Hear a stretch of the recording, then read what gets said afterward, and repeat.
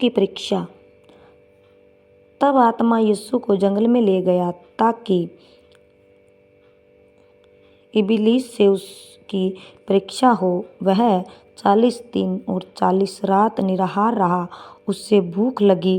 तब पकने वाले ने पास आकर उससे कहा, यदि तू परमेश्वर का पुत्र है तो कह दे कि ये पत्थर रोटियां बन जाए। यीशु ने उत्तर दिया, लिखा है, मनुष्य केवल रोटी ही से नहीं परंतु हर एक वचन से जो परमेश्वर के मुख से निकलता है जीवित रहेगा।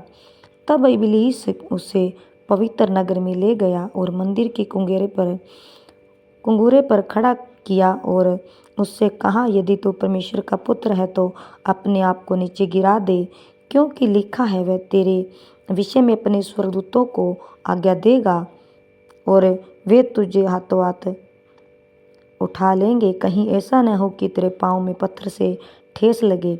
यीशु ने उससे कहा, यह भी लिखा है, तू प्रभु अपने परमेश्वर की परीक्षा न कर। फिर इबलीस उसे एक बहुत ऊंचे पहाड़ पर ले गया और सारे जगत के राज्य और उसका वैभव दिखाकर उससे कहा, यदि तू गिरकर मुझे प्रणाम करे तो मैं ये सब कुछ तुझे दे दूंगा।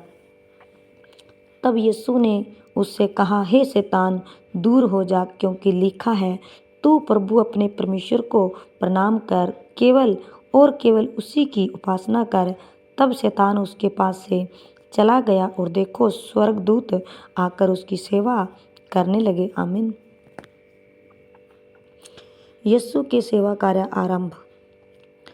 तब उसने यह सुना कि यूहन्ना बंदी बना लिया गया है, तो वह गलील को चला गया और वह नासरत को छोड़कर कफरनहूम में, जो झील के किनारे जबूलून और नप्ताली के देश में है, जाकर रहने लगा, ताकि जो यशायाह भविष्यवक्ता के द्वारा कहा गया था वह पूरा हो। जबूलून और नप्ताली के देश झील के मार्ग से यरदन के पार अन्य जातियों का गलील। जो लोग अंधकार में बैठे थे उन्होंने बड़ी ज्योति देखी, और जो मृत्यु के देश और छाया में बैठे थे उन पर ज्योति चमकी। उस समय से यीशु ने प्रचार करना और यह कहना आरंभ किया, मन फिराओ, क्योंकि स्वर्ग का राज्य निकट आया है। प्रथम चेलों का बुलाया जाना।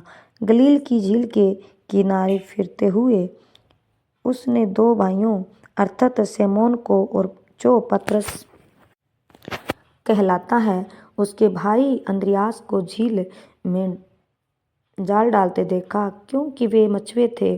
और यीशु ने उनसे कहा, मेरे पीछे चलो, आओ तो मैं तुमको मनुष्यों को पकड़ने वाला बनाऊंगा।